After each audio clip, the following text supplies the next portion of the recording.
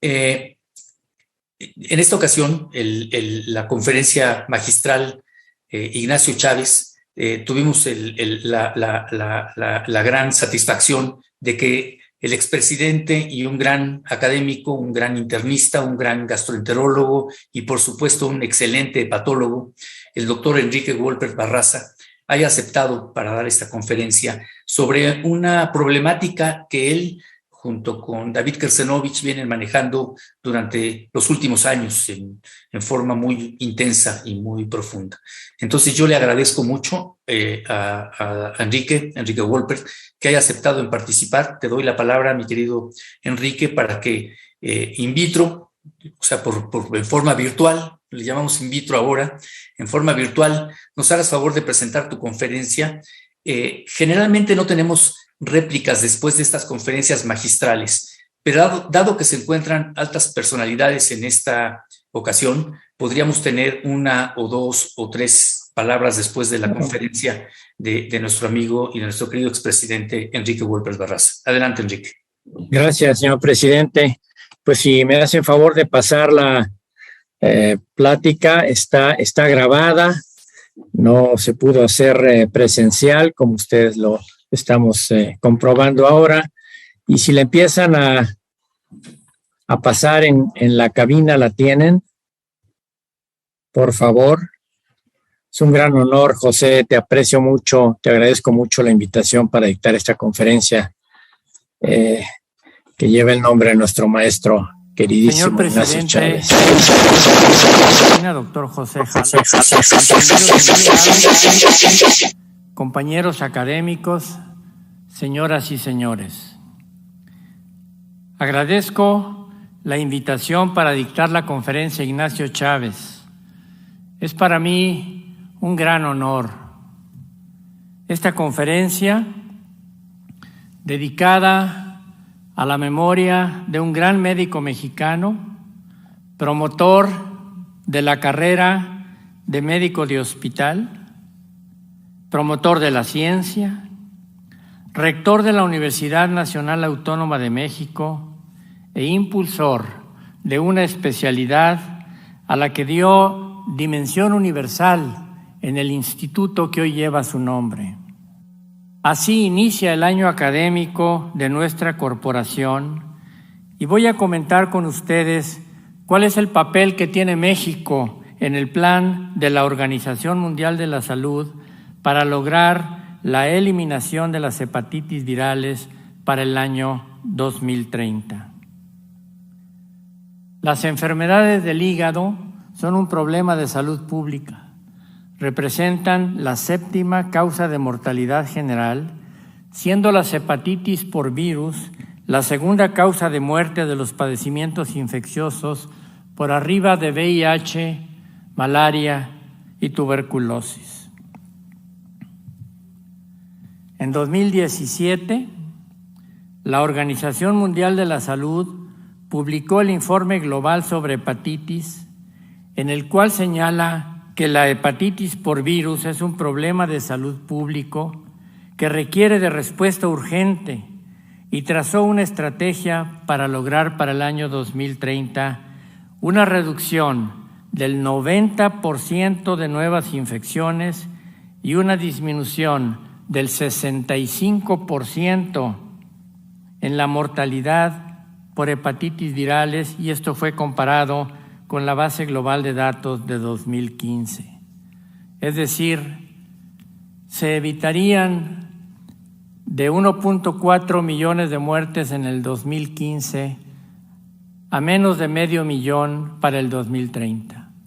Y en las nuevas infecciones, de 8 millones y más que hubo en 2015 a menos de 1 millón para el año 2030. Todos los países miembros, incluido México, se comprometieron a hacer el mayor esfuerzo para conseguir estas ambiciosas metas. Cuando hablamos de hepatitis, nos referimos casi exclusivamente a estos 5 tipos distintos de virus. No son los únicos. Está Epstein-Barr, Coxsackie y otros virus que de manera tangencial pueden lastimar e inflamar al hígado, pero nos vamos a referir a estos 5 tipos de hepatitis por virus. Todos ellos han sido plenamente identificados. Conocemos su estructura, su forma de transmisión, las manifestaciones clínicas a que dan lugar tanto en su etapa aguda como crónica, el tratamiento y las medidas de prevención y todo lo relacionado con estos virus. Virus A y virus E son en más del 95% de los casos autolimitadas. Solo producen hepatitis aguda. Se transmiten fundamentalmente a través de la exposición del agua o alimentos contaminados por la vía oral fecal y no evolucionan a formas crónicas como cirrosis o cáncer de hígado. Excepcionalmente, algunos casos de hepatitis A se manifiestan como hepatitis fulminante y requieren de hospitalización y en algunos casos de trasplante de hígado. En nuestro país, la mayoría de los mexicanos tenemos anticuerpos inmunoglobulina G contra el virus A. Esto fue publicado por el académico Jesús Kumate en los años 60, en donde demostraba que más del 85% de los sujetos adultos estudiados en México tenían este anticuerpo IgG contra la hepatitis A. La hepatitis E tiene un patrón semejante a la hepatitis A y cobra importancia en el caso de mujeres embarazadas y en pacientes inmunocomprometidos o trasplantados, en quienes se han informado casos graves y también formas crónicas. Para la hepatitis A existe una vacuna altamente efectiva y disponible en todo el mundo desde finales de los años 70, mientras que para la hepatitis E existe una vacuna estudiada en China, país al que se le otorgó licencia para su producción en 2011, pero que no está disponible. Las infecciones por hepatitis A y E por contaminación por la vía oral fecal y su prevalencia han disminuido notablemente como consecuencia del progreso, acceso al agua potable y eliminación de las excretas con mejores sistemas de drenaje. Sin embargo, si nos descuidamos, la hepatitis A y también las causadas por virus B y virus C pueden tener un repunte, tal y como se informó en un artículo publicado en el año 2021 por el Departamento de Salud y Servicios Humanos de los Estados Unidos, donde señalan que cuando habían ya logrado entre 1996 y 2011 una disminución del 95% de los casos de hepatitis A, tuvieron entre 2014 y 2018 brotes epidémicos en 33 estados en los Estados Unidos, con un aumento del 850% tan solo en el 2018. En ese año se reportaron 12,474 casos y de ellos el 61% requirieron de hospitalización. Estos brotes fueron atribuidos a contagios de persona a persona, en usuarios de drogas y personas en situación de calle. Mencionan también un repunte de los casos de pacientes con hepatitis aguda, no crónica, hepatitis aguda por virus B y C, del 11 y 71% respectivamente. La hepatitis B. La prevalencia global en la población general se ha calculado en 3.5%, es decir, que pueden existir 257 millones de personas con hepatitis B crónica y muchas de ellas no lo saben. Esta prevalencia es variable en diferentes regiones del mundo, siendo mayor en África y en el sureste asiático y también varía en pacientes que tienen otras enfermedades, como por ejemplo VIH, en donde la prevalencia llega a ser hasta del 7.4%.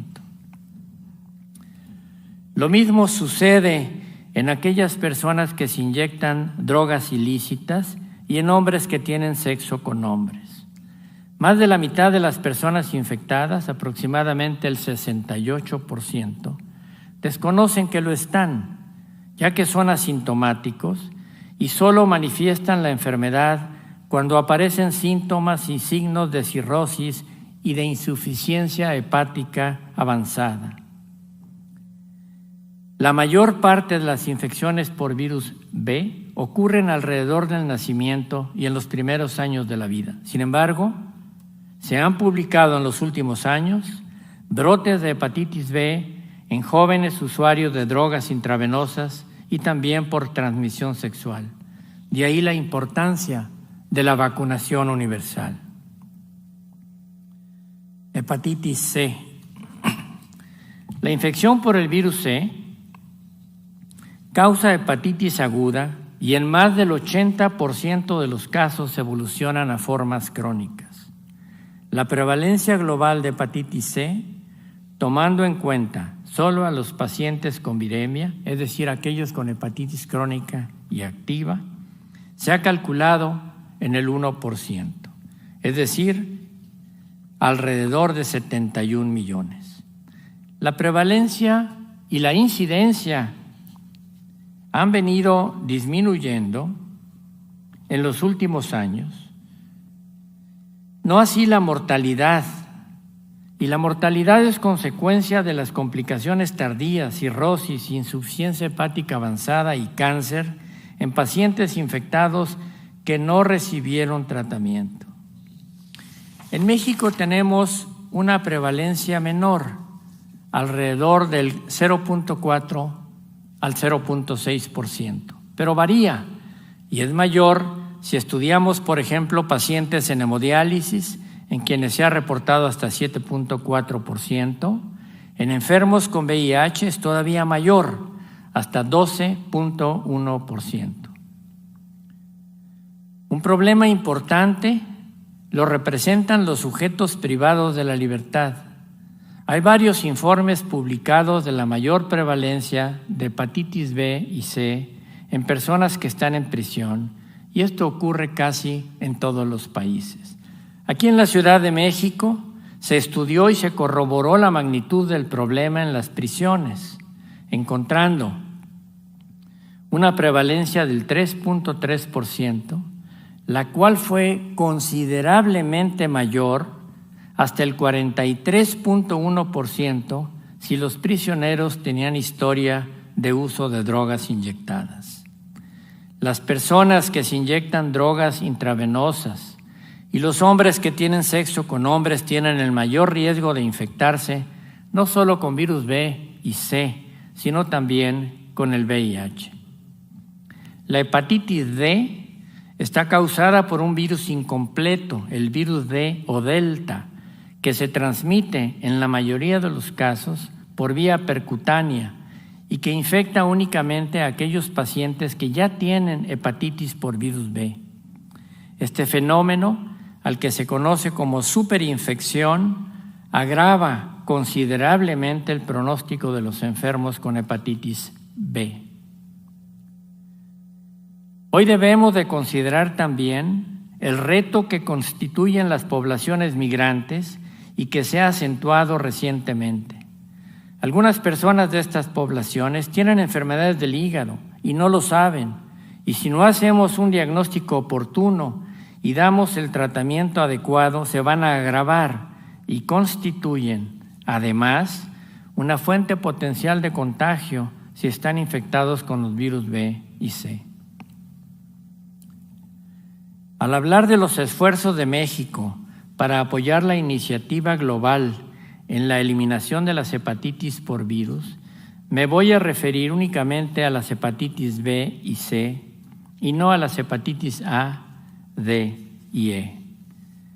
La Organización Mundial de la Salud ha señalado que existen 257 millones de personas en el mundo con hepatitis B y 71 millones con hepatitis C.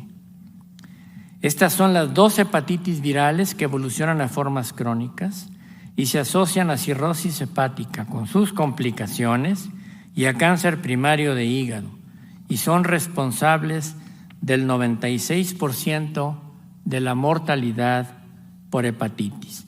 Este es el escenario que queremos cambiar con la vacunación universal contra la hepatitis B y su tratamiento con medicamentos que controlan la enfermedad, y en hepatitis C con la curación de todos los pacientes diagnosticados.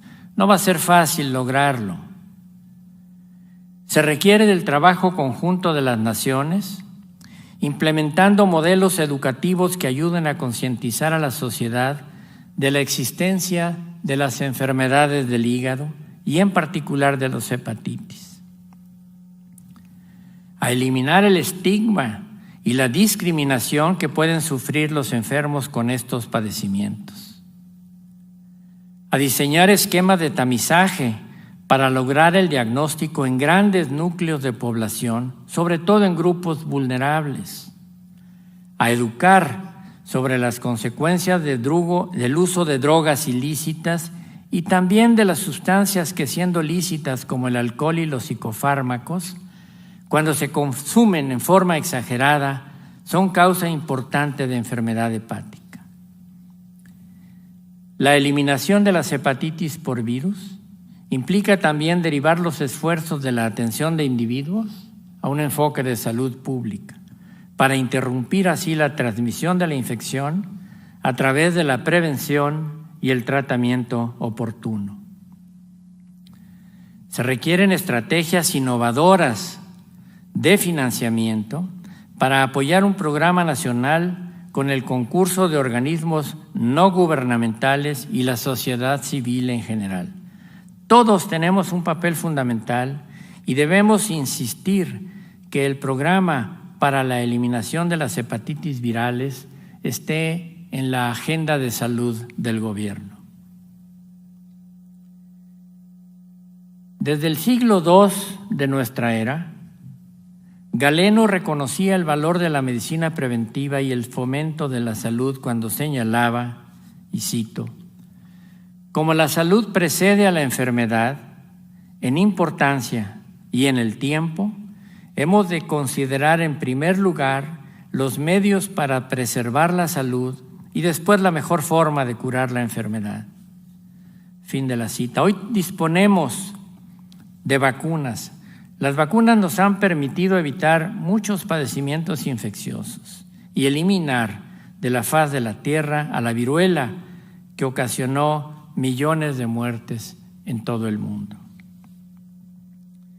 La estrategia para México implica profundizar los esfuerzos en las acciones que con excelentes resultados se han realizado en el pasado. En materia de vacunación, no olvidar que desde hace muchos años el Programa Nacional de Vacunación, que impulsó el infectólogo Jesús Cumate como secretario de Salud, hizo de este programa uno de los más eficientes del mundo. Él se refería a equidad inmunológica, cuando todos los niños estuvieran igualmente protegidos. Hoy diríamos, con respecto a la vacuna contra la hepatitis B, y me adelanto a incluir a la vacuna contra el SARS-CoV-2, todos igualmente protegidos. Desde la década de los 90, tenemos vacunas altamente efectivas para prevenir la hepatitis A y B. La recomendación de aplicar la vacuna contra la hepatitis B en los recién nacidos en las primeras 24 horas y en general a todos los niños ha sido aceptada por casi todos los países. En México, desde 1995, la recomendación es únicamente para la hepatitis B, con 3 aplicaciones de la vacuna al mes y 6 meses después de la primera aplicación. La vacuna que se ha aplicado hasta este año del 2022 es Engerix B o sus genéricos, que contiene un solo antígeno en la región S. En esta diapositiva de la partícula viral, vemos que la vacuna producida contra este antígeno en la región S ha sido muy efectiva. Tiene una protección hasta del 77% en los adultos. Hoy vamos a poder tener una vacuna todavía mejor. Este año, la FDA aprobó el uso de la vacuna Preebrio, que es una vacuna recombinante hecha con 3 antígenos del virus en esta región S, como tiene Engerix B, pero también en las regiones Pre-S1 y Pre-S2. Esta vacuna ha sido mucho más efectiva en términos de protección. Los estudios realizados en fase 3 demostraron una respuesta inmune muy robusta del 94.8% en adultos entre 18 y 45 años de edad que recibieron las 3 dosis de la vacuna. El nivel de seroprotección se observó desde la segunda inyección con el 90.4% de eficacia. La inducción de anticuerpos protectores con solo 2 dosis administradas tiene una gran importancia en aquellas poblaciones en quienes se requiere una seroprotección rápida, como por ejemplo en viajeros o en poblaciones migrantes, en quienes la tercera dosis a los 6 meses de aplicada la primera vacuna se vuelve complicada. México ha dado pasos importantes para lograr la eliminación de las hepatitis por virus, pero estos esfuerzos tenemos que darlos a conocer a la comunidad científica internacional, para que no estemos erróneamente calificados, como se aprecia en el mapa mundi, y sumarnos a través de varias organizaciones para estar, como de hecho lo estamos, en amarillo, es decir, trabajando para conseguir estas metas, pero desde luego no en rojo. Si nos sumamos a la Asociación Latinoamericana para el Estudio del Hígado, de quien somos parte, a este reloj mundial, con la cuenta regresiva, está apoyada por las más importantes asociaciones internacionales para el estudio de las enfermedades del hígado: la Asociación Europea, la Coalición Global, la Asociación Americana, la Latinoamericana, y recientemente se ha incorporado también la Asia-Pacífico. Tenemos entonces que mejorar la comunicación con la sociedad para crear conciencia de la importancia de las hepatitis virales. Eliminar, como mencioné, los estigmas que sufren los pacientes con hepatopatía, que sabemos dan lugar a discriminación y a un cuidado inadecuado. Esta es una tarea difícil, pero debemos de insistir en ella. Se deben de impulsar las campañas de detección de hepatitis B y C en la población para tener un diagnóstico oportuno y lograr que todos los pacientes diagnosticados tengan acceso al tratamiento. En las enfermedades del hígado y en particular en las hepatitis B y C, el diagnóstico temprano es la clave. La visión de cómo enfrentamos a la hepatitis B y C tiene que cambiar. Tenemos que hacer mejor promoción de la salud, acciones de prevención, encontrar a los pacientes en acciones proactivas de diagnóstico para identificarlos en etapas tempranas y darles los tratamientos altamente efectivos con los que contamos ahora, antes de que desarrollen fibrosis hepática, cirrosis con sus complicaciones o cáncer de hígado.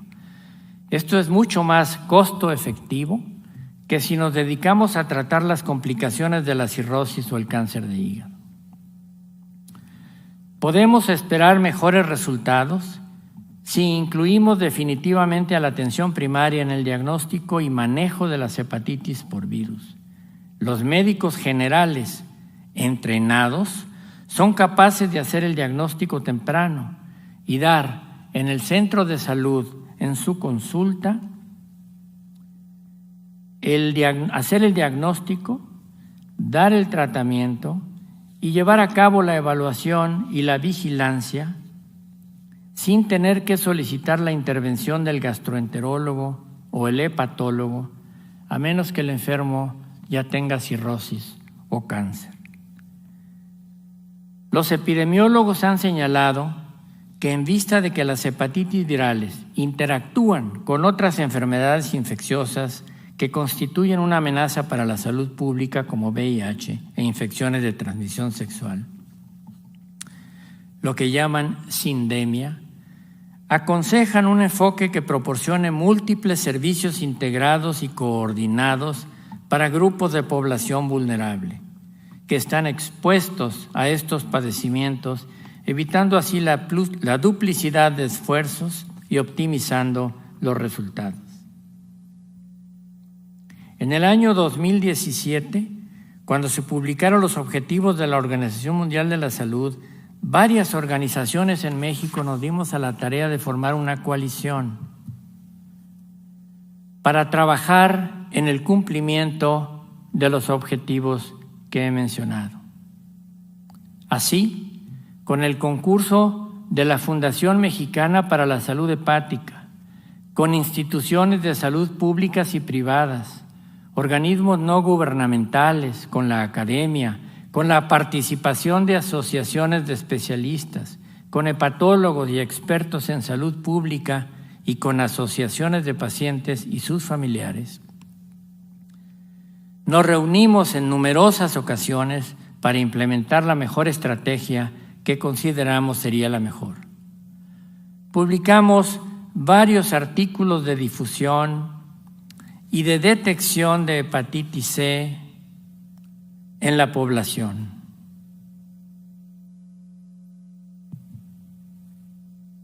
La coalición hizo un documento ejecutivo que ayudaría a las autoridades de salud en el desarrollo de un Plan Nacional de Prevención y Control de la Hepatitis C. Y desde el 2019, la Secretaría de Salud aprobó el Programa Nacional para la Eliminación de la Hepatitis C, un esfuerzo de coordinación con la participación de varias instituciones de salud y que sería coordinado por el Centro Nacional para la Prevención y Control del VIH, CENSIDA, quien incorporaría la experiencia que se tiene en el país en el diagnóstico y tratamiento de los pacientes con VIH, basado en un enfoque de atención primaria a la salud.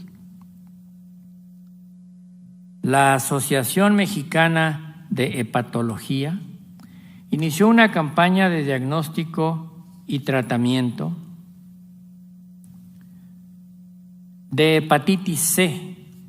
Esto en personas que se inyectan drogas y que acuden a los centros de tratamiento de sustitución de opioides en Hermosillo, Sonora.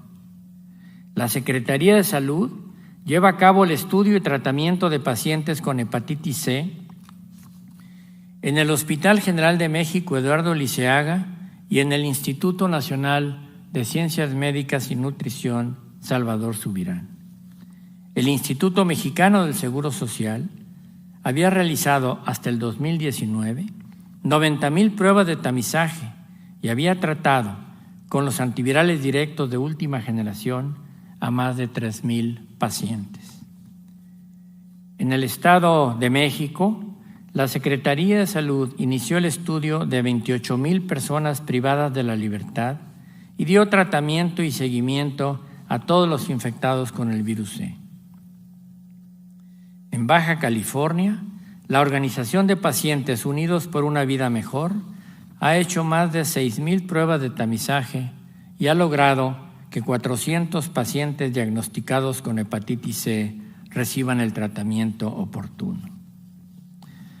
Los resultados de estos esfuerzos de microeliminación en México, una estrategia que se ha seguido en muchos países para eliminar el virus de la hepatitis C, fueron publicados recientemente.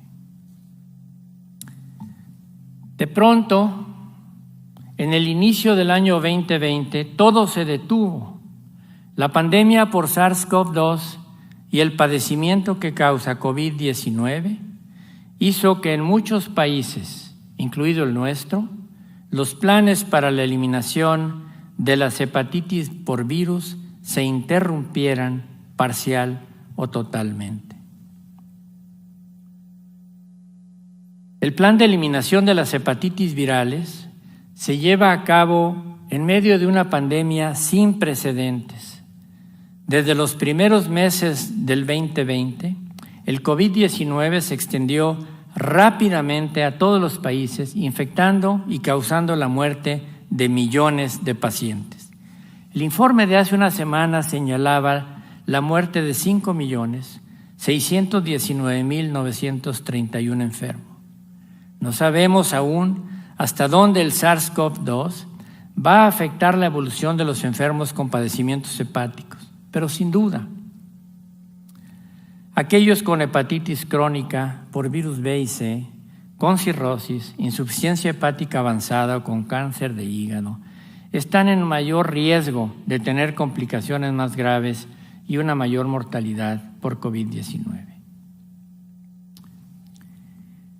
En México y en casi todos los países, la pandemia ha descubierto las deficiencias de los sistemas de salud, la heterogeneidad en la calidad de los servicios, la deficiente preparación del personal de salud para enfrentar estas emergencias y la inequidad al proporcionar servicios de salud.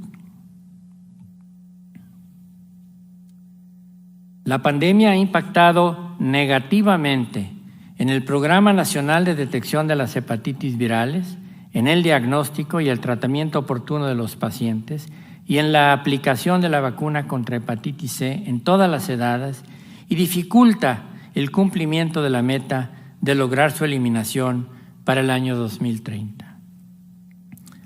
Recientemente se publicó un artículo en Journal of Hepatology en el cual 14 investigadores señalaron el impacto de COVID-19 en los esfuerzos de eliminación de la hepatitis C para el año 2030.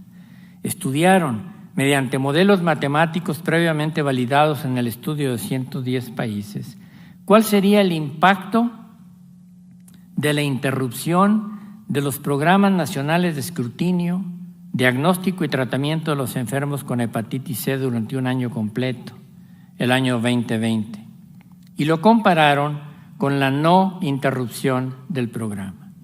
El objetivo era conocer el aumento en los casos de muerte por enfermedad hepática y de hepatocarcinoma relacionadas con hepatitis C, comparando la interrupción de los programas durante un año versus la continuidad de los mismos.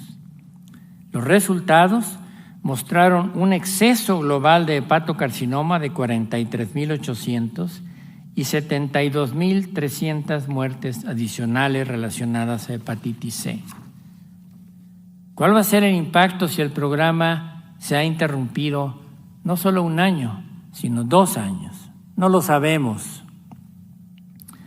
Se requieren estudios a largo plazo para atender mejor cuál va a ser el impacto de COVID-19 en la incidencia de hepatitis B y C y las consecuencias como el aumento de hepatocarcinoma y muertes relacionadas a las infecciones por estos virus.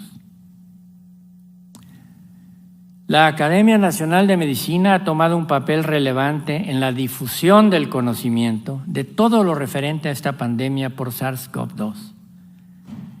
En junio del año pasado, publicó en Gaceta un número completo, un compendio con artículos sobre COVID-19, y en números subsecuentes se siguen publicando artículos originales sobre esta enfermedad. En este momento, la Academia, en colaboración con el Instituto Mexicano del Seguro Social, está en el proceso de editar un libro sobre las complicaciones que en diferentes aparatos y sistemas causa el COVID-19 en pacientes que se recuperaron de la enfermedad. Esto merece un amplio reconocimiento. Señor presidente de la Academia Nacional de Medicina, quiero mencionar algo en lo que la academia se debe de pronunciar y que a mi juicio es una asignatura pendiente: el mal manejo de la pandemia en México y el número desproporcionado de médicos, enfermeras y en general de trabajadores de la salud que han muerto en la atención de los enfermos con COVID. Hay varios estudios y muchas notas periodísticas que así lo destacan. Amnistía Internacional señaló que México es el país donde más trabajadores de la salud han muerto a causa de COVID-19 en todo el mundo. Y una de las causas, revela su encuesta, es que casi la mitad de los trabajadores no recibió equipo de protección personal. Se han publicado artículos en Lancet con declaraciones de enfermeras, médicos y personal sanitario que destacan malas condiciones de trabajo.